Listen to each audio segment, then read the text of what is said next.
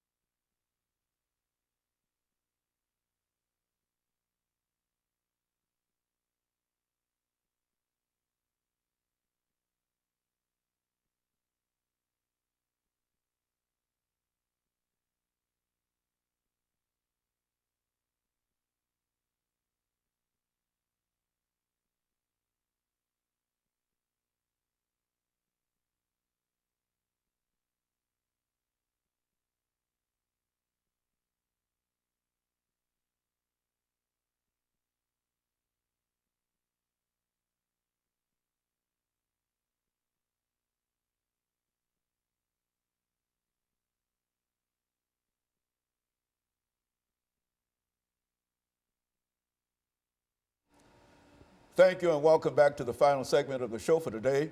We're talking to Pastor Kay Walker, Miss Erica Lanier, and Mr. Preston Stewart. And Mr. Stewart, let us continue our conversation with you by having you to give us some information in reference to the issue of discipline in the school setting, because I think that many of us recognize that there's quite a problem in terms of discipline in the system. And so let's talk about it from that perspective. That's another area in which I'm very passionate about, is the fact that students are presenting certain types of behavior that they have to be disciplined and they have to be suspended from school. They put in school suspension. My concept is, and my theory is, that the average child who has been suspended from school or punished in any kind of way will have the attitude that I did the crime, I did the time, but your punishment didn't change my mind.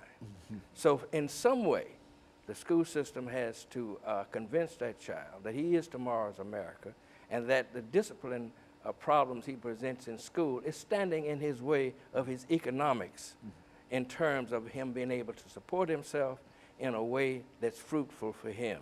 All the children have a dream, and I think the first step is that each child in school should be helped and convinced in what his goal is. He should decide whether he's going to be a doctor, a lawyer, a nurse, even a mechanic, and have a goal in school. And when he acts up in school, let him know he's threatening the economics of his survival to the standpoint that, and once you convince a child of that he's, and show him that it's his profit, it profits him to behave a certain way in school to his advantage, to have a certain attitude. And let him know that his attitude determines his altitude.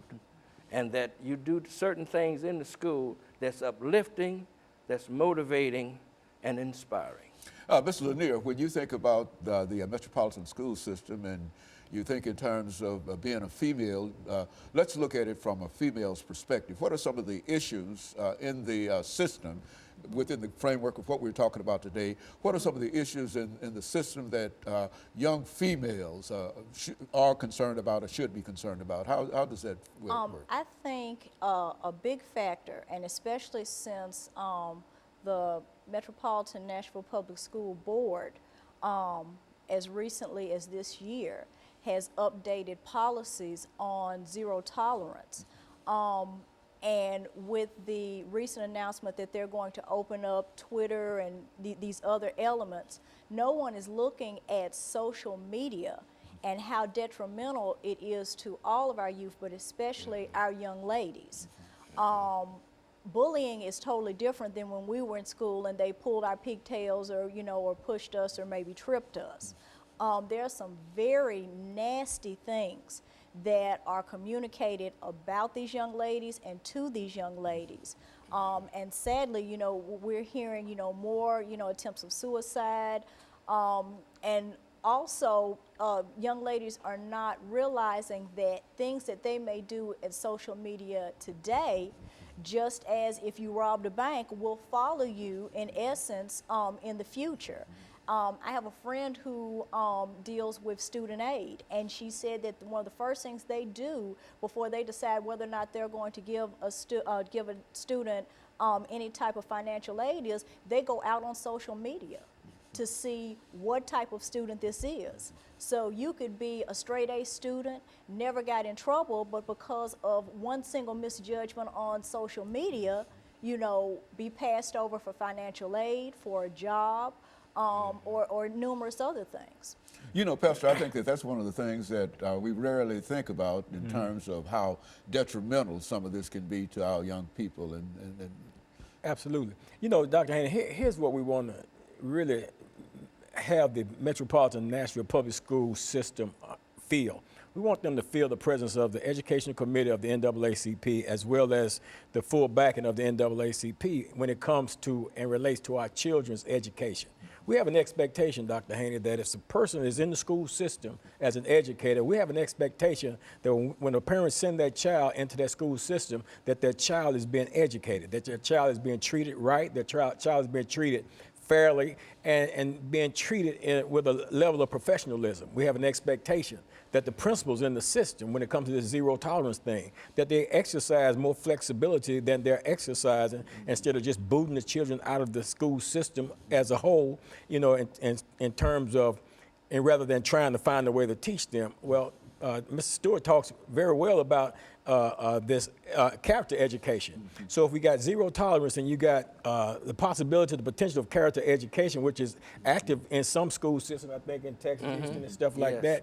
But why not here in Metro? These are things that we want to see implemented within the Metro Nashville Public School system, because we want to be able to find a way to properly educate our children, and we want them to be educated by trained professionals who's going to act in a professional manner. It's not going to be disrespectful toward our children and the like, because if those things are happening, rest assured that the NAACP, we're looking, we're watching, we're going to be at your meetings, we're going to be in your face, we're going to be where we need to be so that we can guarantee that a child, a mother who sends her child, a father who sends his child to the school system, that they can have a reasonable assurance that when they go off to work and when they retrieve their child in the evening, their child has been exposed to an environment that cares, concern, and is properly educating that child. And we're not settling for anything less than that. This is what we expect, this is what we're moving toward, and this is what we're going to accomplish in this situation. very good. Mr. Stewart, we've got about 3 minutes. Let's start off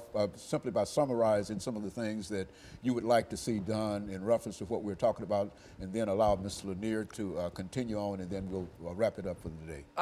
We also hear a lot of comments about when young people come to the school environment, that a lot of behavior stems from parenting. And there's an implication in terms of imposing the idea that parents need to have parenting sessions and so forth and so on like that. I would venture to say that any parent, you can convince them they're not a good parent, no matter what kind of parenting they are and what kind of parenting style they have. But to involve the parent in doing some things that would be conducive to helping that child have behavior in school that is allows him to matriculate in a positive way. In other words, have his dinner ready when he's home. Be able to provide a quiet place for him to study, and encourage your child, uplift your child, inspire your child, and motivate your child to feel that that education is very important in his life. In other words, when you do that, then you're going to realize some gains in your investment as your child. Mr. Lanier, what do you think about that in terms of what can be done? I think that, of course, all of us need to be constructive in our input in terms of children, but I think also it's important that as taxpayers and voters, that we voice and hold accountable the administration that is duly responsible for educating all of our children. Especially as voters, and I think that all of us would agree that there is a political element within the school system in a real sense, the Common Core and et cetera and et cetera. And I would imagine that each of you would encourage more people to participate and find out exactly what's going on in reference to Common Core, and to try to do our best in terms of making it viable in a real sense for the children that, not only African Americans, but the children that are served by the National Association for the Advancement of Colored People. 10 seconds, over the last 10 seconds, we've got 10 seconds. Mr. Stewart, give us a statement in 10 seconds. Ms. Lanier will also do the same thing. He will do the same, and I'm going to wrap it up for today. We've got to convince our young people that they are tomorrow's America, and that they must be serious about their education, and that they must try to make their endeavors to do the best they can to the highest of their ability. Ms. Lanier? It takes $9,200 a year to educate a child. It takes $23,000 to house an inmate. We need to focus on being success stories, not statistics. Very good. And so cost effectiveness has a very important part in this. And of course, let me thank the three of you for coming by and giving us that excellent information. And let me encourage our audience to tune in again next week for another informative edition of Comments. Thank you and good morning.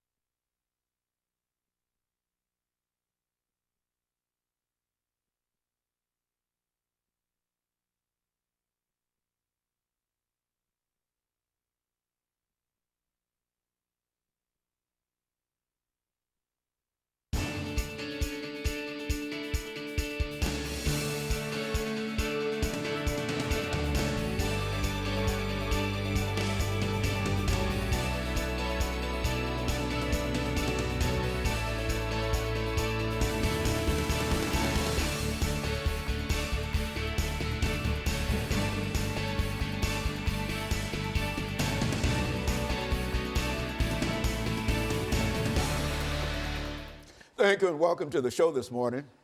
The topic this morning is Peace Ambassadors USA.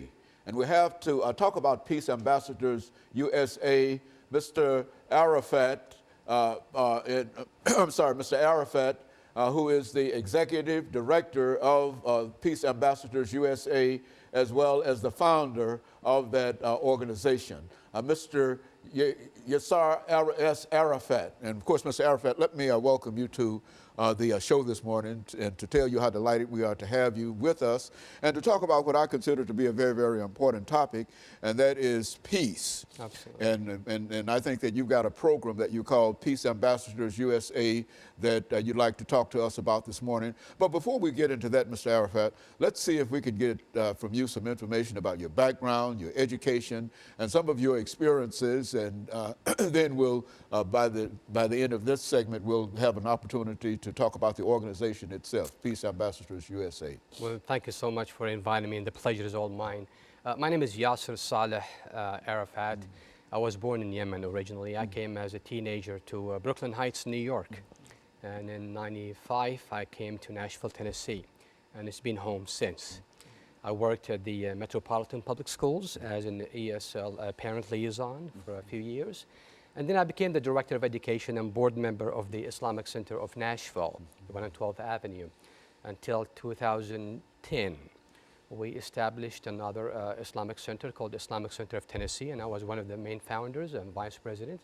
And then 2012, we started the initiation and the beginning of the establishment of Peace Ambassadors USA. I have my educational backgrounds. I have an undergraduate degree from Middle Tennessee State University in political science, actually pre-law. And I have a master in Islamic studies, and planning to start my doctorate in Vanderbilt for political science and also JD, because I have a pre. And basically, that is kind of what I do. It's I go and give lectures in colleges, universities, using my background in Middle East, or whether in the United States, in religion and politics. We use the degree in politics basically to talk about politics in the Middle East, and we use the degree of Islamic studies to talk about interfaith dialogues and programs, trying to reach out. We go to churches, we go to colleges, we go to schools, we invite people and churches to our mosques, and that's basically what the background of education. My plan is to finish the doctorate and again use it in the same way of reaching out to the public, whether here or overseas. The religious background gave me the chance to also become as we call in Arabic, khatib. I give Friday sermons. I give it here in Nashville, Tennessee, and I give it in different states. Every Friday you'll see me traveling to one state, and I do it as a volunteer, basically. I'm not going to qualify myself and go and say I am an imam. That is not what I would call myself, but I would call myself as a religious educator and a communicator. Also, my involvement in the community for the last 17, 18 years gave me that leverage to know what the needs are. So I became a community developer. I help those who want to establish institutions, whether in the state or outside the state. So there is a group of individuals who would like to start a religious institution or a non-religious institution, a non-profit, since we studied that. I go and help them, again, volunteering. That's basically well, you know, the important thing here, I think, is that you've been involved in trying to create a situation to bring peace among people for a long time, I would imagine. And out of this came the organization Peace Ambassadors USA. Now, excuse me, let's start off. We've got about a minute before the end of this segment, but sort of give us an overview of what that organization is about. And when we come back after this commercial break, we'll allow you to go deeper into the organization. Absolutely. Well, it's basically an American Islamic outreach. Muslims, Christians, Jews, and others need to start learning about each other from each other rather than from Van Damme and Chuck Norris movies, and as you know what I mean. It's an establishment that will bring people together It will facilitate and foster a better communication and a better interfaith dialogue. So Very that is good. basically. And of course, we're going to take our first commercial break, and we're going to take this first commercial break, and we'll be back with you following this very, very short commercial break.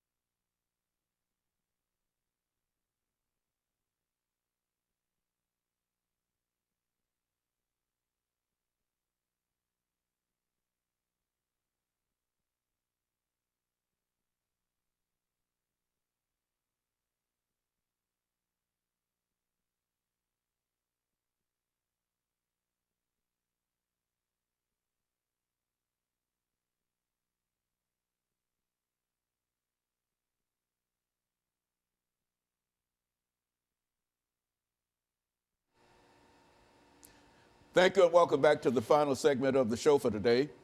We're talking to Mr. Arafat, who has given us some information in reference to an organization that he has founded called Peace Ambassadors USA. And Mr. Arafat, let me welcome you back to the second segment of the show for today. I think I might have said the third segment, but through the second segment of the show for today, and to let you have about 6 or 8 minutes to talk about this organization that you are the founder of, as well as the executive director, and give us some idea in terms of what you expect to accomplish and how that idea came to you, and et cetera, all in 8 minutes. Yes.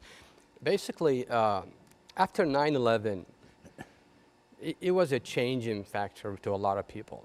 It really taught us the essence and the importance of communication. We remember before 9/11, we used to go to churches and colleges and reach out and do interfaith programs. And after 9/11, a lot of members of my community were really afraid of what the consequences would be. But the amusing thing that happened is that we had a lot of cooperation and solidarity from the community, where we had the front door of our Islamic center full of flowers and roses and greeting cards standing by us and acknowledging that we had nothing to do with 9/11. Now, that was the beginning of what made me really think about this project. But really, what brought it up to the time for it to be initiated was in 2008. I was an undergraduate student at Middle Tennessee State University, and we had a class of English literature. And the professor, and this is what I do usually, I always reach out, go to school, and whenever I meet a professor, I give him some information about my background, my history, and this is what I'm used to do. So I gave it to him, and the next class, he said, "Mr. Arafat, can I have a few minutes?" I said, of course. So he started asking me questions, and I answered those questions. I was pleased that he did. Second class, Mr. Arafat, can you got a few more minutes? I said, of course. And basically, every class, we sit down for 5-10 minutes to talk about Middle East, religion, and on. I was surprised that in the middle of the midterm exam, he chose one of the topics which we talked about, which was women in Islam. I was so pleased that he did. And I wanted to give the presentation about it, but someone else ended up taking it. I said, well, that is what happened. When the time came for that presentation to take place, the person who took over this topic stood up, but didn't do a good job, basically. And instead of talking about women in Islam, that person talked about women in Saudi Arabia. So the professor said, stop. I mean, I asked you to write a paper about women in Islam, not women in Saudi Arabia. Where you got your information from? She said, from the internet. Well, anything you get from the internet is something that you take as face value. you're a person who's about to graduate and you need to, exert some more efforts to verify what you get. So he asked the person to rewrite the paper, but he did something that really was the beginning of the idea of Peace Ambassador. He stood up and said, well, first of all, you need to rewrite the topic. Second, for your information, women in Islam were given their rights 1,400 years ago. Rights that only were given to you 60 years ago, and you're still fighting for it. You need to learn to understand and differentiate between what some Muslims do and what their religion teaches. Now, that was very touching to me. And that's when the light bulb came to my head. I said, well, what about if I start a program to reach out to professors, to churches, to teachers, and try to educate them about the real teaching of Islam, not what they see on TV and other places. And that's when the idea of Peace Ambassador. So we went ahead in April of 2012. It took time because I was so busy with the project before that, which is the Islamic Center of Tennessee, and I was busy before that with the Islamic Center of Nashville. So it became, a live dream. Took a while to be. It took a while, and it was accomplished. Thank God for it. So we signed up and we started. Now, at the beginning, we used one of our mosques. Still continuing to do visitations, visit churches and stuff. But what ends up happening, we needed a place because the dream is big. We want to have our own radio station. We want to have our own IMAX theater. We want to have our own programs where we're going to be providing free Arabic classes, free English classes, free Spanish classes, free legal consultations, free domestic violence consultations, soup kitchens. We want to have our own free legal consultations and all these things. We want to show the community the true face of our religion through interaction and services. See, this is something that I always say to my brothers. We talk a lot, but when the time comes for action, we don't do enough action. We need to change that. We need to get out of that box of self-imposed isolation as a community and start reaching out to the people around us. I'll give you an example. I went to a church a few months ago in a nearby state of Nashville. And usually before I go to a church, I check the background of the church, what kind of denomination, even the age difference and male or female. It helps to cater the speech to fit your audience. Very good. I didn't have the time to do so. So I said, okay, I'll just go. And when I got there, usually I start by cracking a joke. And my name really cracks a joke. My name is Yasser Arafat, a well-known name, yes, no relationship. And that's what I do. I say, well, thank you very much for inviting me. Salam, shalom, peace. My name is Yasser Arafat, no relationship to the Palestinian leader. Usually people laugh. That church, nobody laughed. I said, oh my God, what I got my... Very So good. right away, I switched the style of approach. So I said, first, thank you for inviting me. Second, I got a question. It's a silly question, but please bear with me. Who of you know, where did Jesus Christ come from? And of course, they all raised their hands. Where from? Jerusalem. I said, correct, where is Jerusalem? He said, the Middle East. I said, wonderful, wonderful. Now, where do you think I come from? Probably from the Middle East. I said, correct. Now, let me ask you this question. Do you really think that Jesus Christ, who came from the Middle East, will most likely look like me or you? And the atmosphere completely changed. I said, the reason I'm saying this is just in case there is any kind of prejudice, please remove it and listen to us. That is the message of Peace Ambassadors, reaching out, bringing people together, educating about ourselves from each other rather than from someone else. Very good. And of course, you started this organization in April 2012. 2012, and, Yes. And the organization is growing now, and you're reaching out. Are you the only person that's involved in that organization, or have you got a core of No, we have a individuals board. We have a board. We have the executive committee. We have a board of directors. And by the way, we purchased the building. We are at the beginning. We're about to have an initial opening this Saturday, the 22nd of March. Very good. And of course, we're going to take our second commercial break, and then we're going to come back and talk. And we'll be back with our audience following this very, very short commercial break.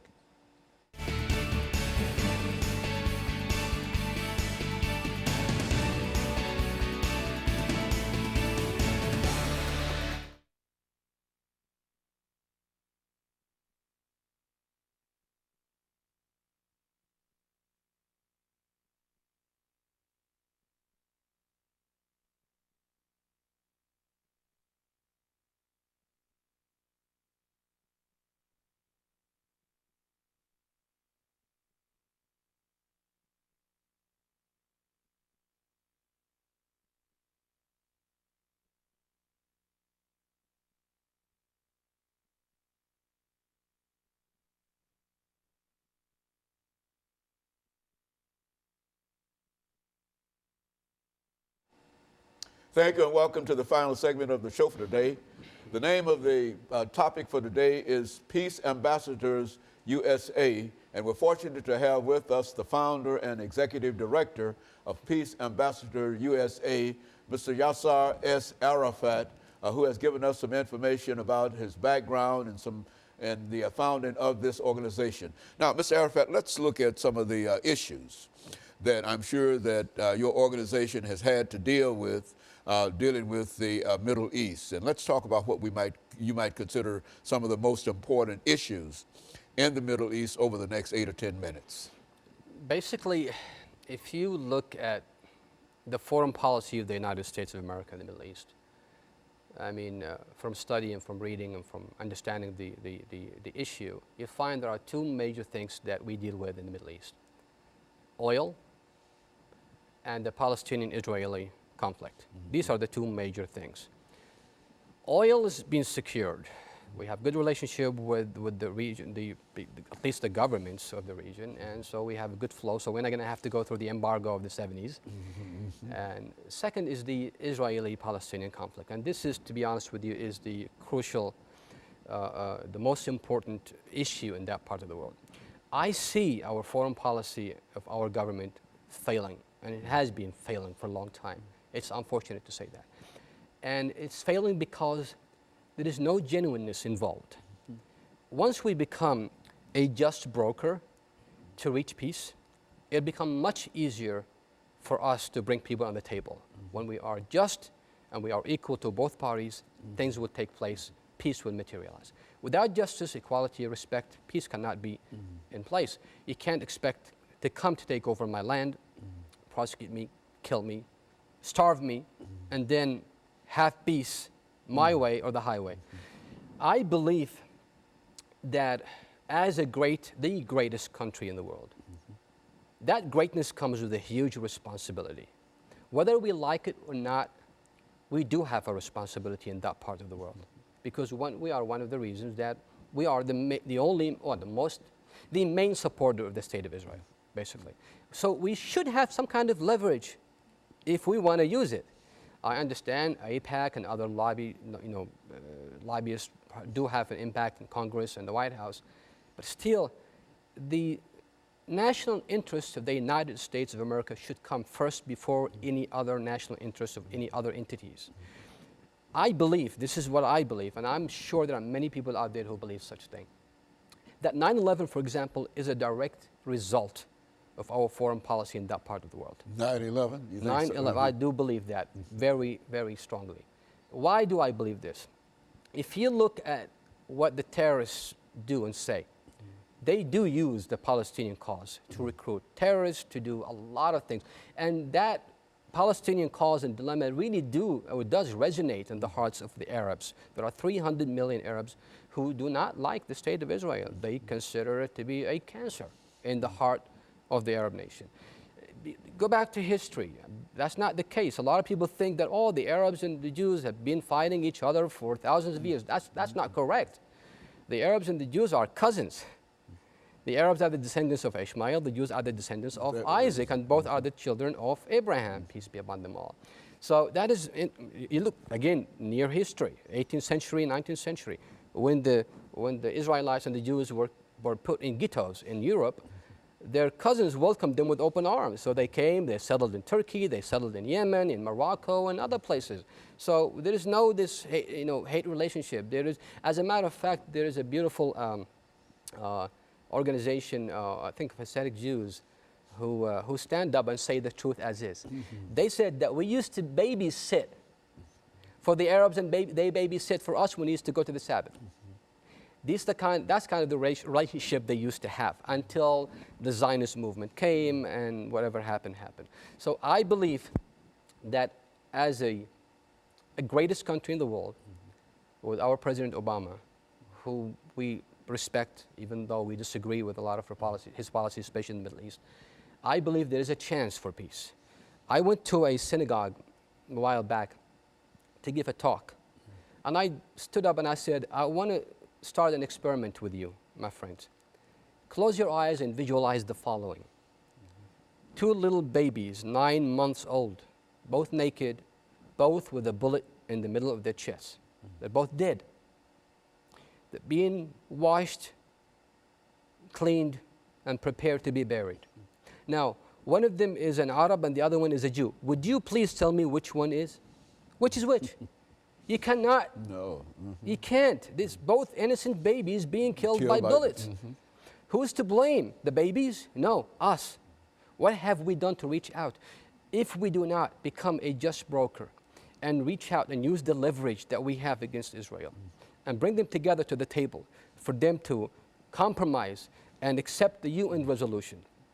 And I don't know if you've read this, in 2002 in the Beirut summit, the Arab summit, Arab League, there was a Saudi initiative which told Israel, accept the UN resolutions, go back to the 1967 borders, allow the Palestinians to have their own states, and we will normalize all relationships with the state of Israel. We will recognize the state of Israel, we'll open borders, and we'll have just a regular relation just like any other state. Question is, why didn't Israel accept such a thing? They say the Arabs don't want a peace, the Arabs don't want peace. That is not true. It's unfortunately, that is not true. But what we need to do right now is to ask our government, and in particular our President Obama, to really make better choices for our own safety in this country. There is a lot of resentment, and if we do not reach the peace of hands, and that's what we're going to try to do in Peace Ambassadors, reach out to people here and over there and tell them, hey, as people, we could create a powerful segment of society where we could influence the decisions that are made in the government. We want to live in peace, but we want to also let others live in peace. If we come into the Palestinians and say, as American people, which I believe American people, I was in Kuwait last year and I said something on the radio. I said American people are the most generous, most God-loving people I've ever seen in my life. And the person who was given the interview was like, you sure? I said, yes, I am one of them. So again, they don't know us like we don't know them. And through these kind of reach out programs and communication and peace ambassador programs, I think we could foster a better way of reaching out and getting to know each other. I was one day in the church, and one of the people there asked me, Mr. Arafat, why do you guys worship statue? See, they think that Muslims worship a statue, his name is Allah, and that is the moon god. And that's why we have the crescent on the top of the buildings. It has nothing to do, we don't have such a thing as the moon god. So I don't blame them, to be honest with you. Because they don't know. They don't know. I blame myself and the Muslims in general. What have we done to reach out? When was the last time you knocked the door of your neighbor and told them, hey, I'm a Muslim, would you like to come for dinner? When was the last time you talked to your classmate or co-worker or whatever? A lot of Muslims shy away, and again and again and again, I do blame myself and my community for not reaching out more, and we are planning to change that. And so you believe that the organization that you are the founder and the executive director, the Peace Ambassadors in USA, can play a significant role in terms of reaching out and making people understand both sides of any kind of question that might be raised dealing with any problems that you might have in the Middle East. Absolutely. Is that what we're saying? Absolutely. What we're going to do, we're going to start with our own neighbors next door. That's what we start building, those kind of good relationships. You can't just reach out to next city when you have problems with your own people next door. You got to start with your own, those who are around you. We're going to start by reaching out, educating, creating these programs, having something called intellectual club, where we bring professors and we bring doctors and other people with professions to give lectures and talk from all faiths and background. We will host that, and we will help and facilitate such action. We believe by continuing to do such things will change. Might not happen tomorrow, but you got to start somewhere. It's better. Look at the civil rights movement in the United States. Look at all these movements that started. They didn't just happen overnight. There were a lot of sacrifice and a lot of time that took place. But again, this is the land of dreams, and we believe we can accomplish it. And so you do believe that you've got an organization that people can buy into, and it would do quite a bit in terms of at least moving toward bringing some kind of understanding between peoples in the Middle East. And we believe that anyone could become an ambassador regardless of your faith and background. And let me thank you, and let me encourage our audience to tune in again next week for another informative edition of Comments. Thank you and good morning.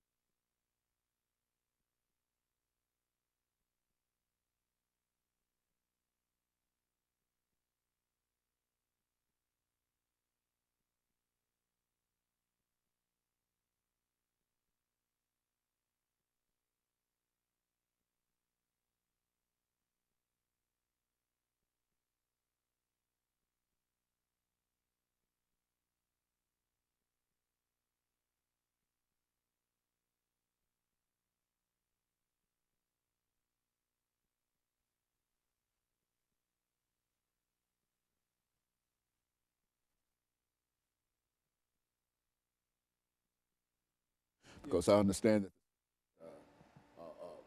all-night session, not quite recently, did.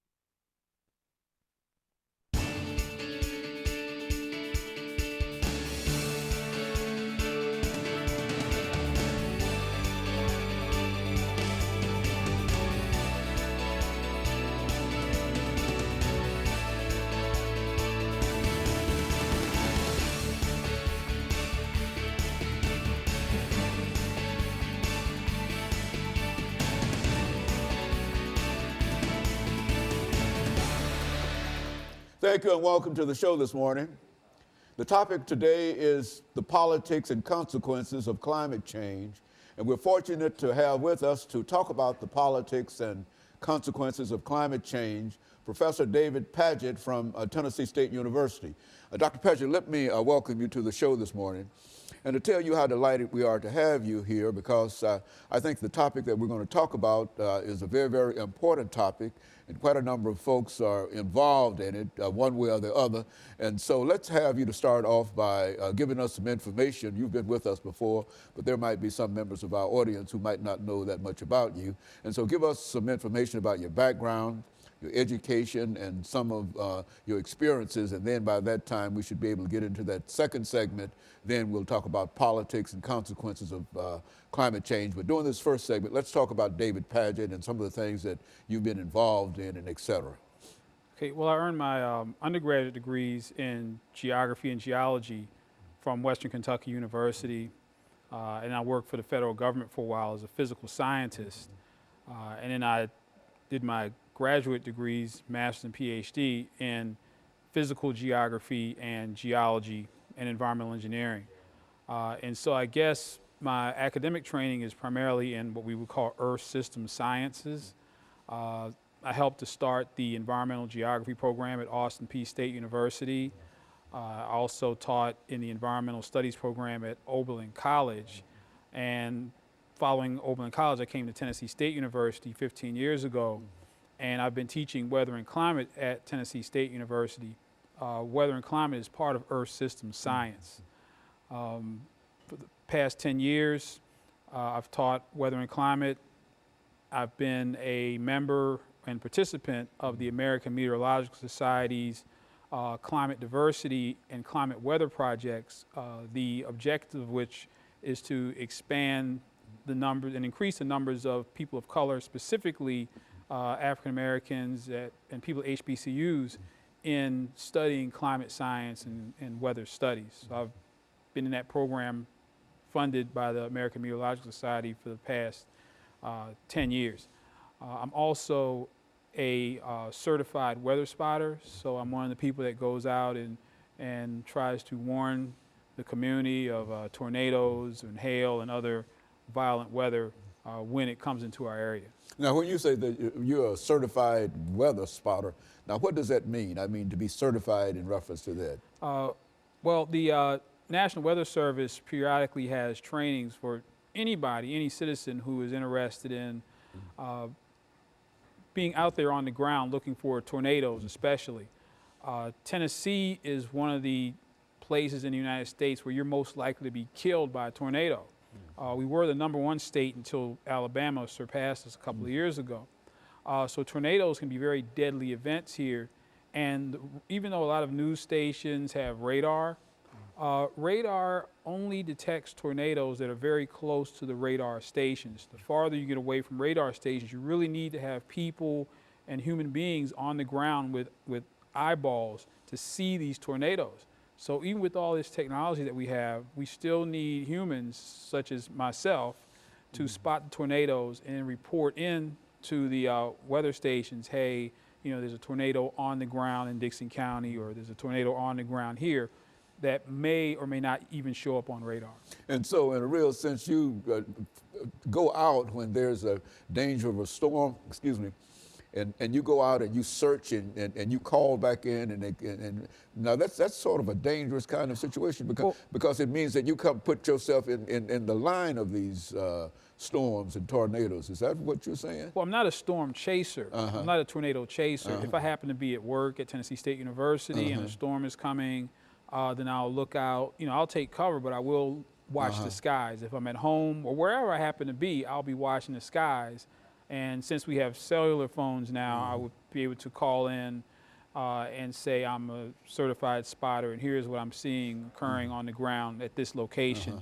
And then that way, the warning would go out that not only do we see a possible tornado using the radar, but there's someone who sees the actual tornado on the ground. And by being a certified spotter, it means that gives you more credibility when you call and say and announce that you are a certified spotter. Oh yes, I've been through training. Not just anybody can call in. It has to be someone who's been through the training. With the experience and et cetera, know what they're talking about. Exactly. And that when the people on the other end receive it, that has great credibility being certified. Other than if I were to call and say it looks like we might have a tornado over here, I'm not certified. They probably wouldn't pay. Yeah, you wouldn't have that. There's one phone number that we call. Okay, but we're going to take this first commercial break, and then we'll get back into it. And we'll have our first commercial break, and we'll be back with our audience following this very, very short commercial break.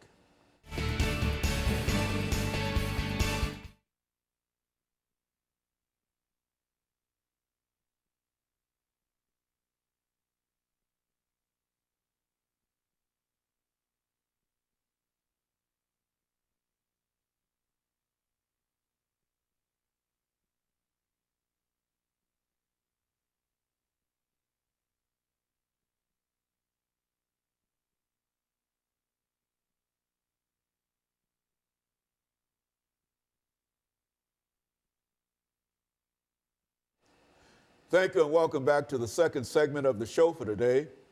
We're talking to Professor DrDPadgett from Tennessee State University, and the topic is the politics and consequences of climate change.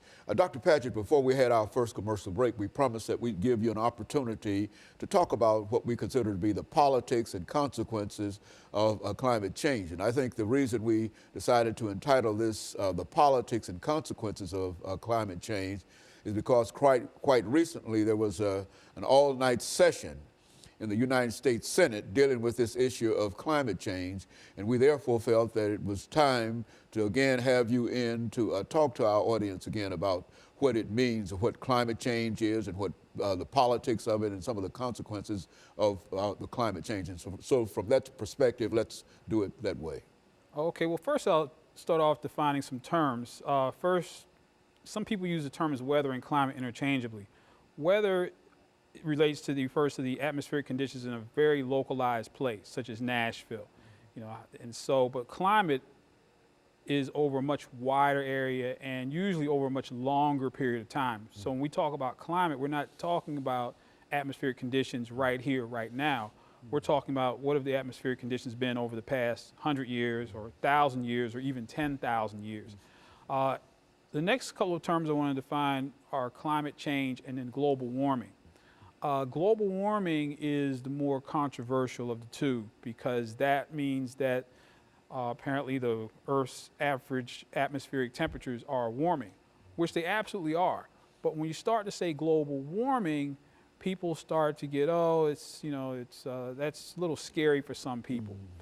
So oftentimes people use the term climate change because the climate is constantly changing. The Earth has been through several ice ages, so the Earth's temperature has gotten warmer, and it's gotten cooler, and then warmed up, and then the ice melted, and so on and so forth. Now, what's controversial about climate change and/or global warming is the cause of it.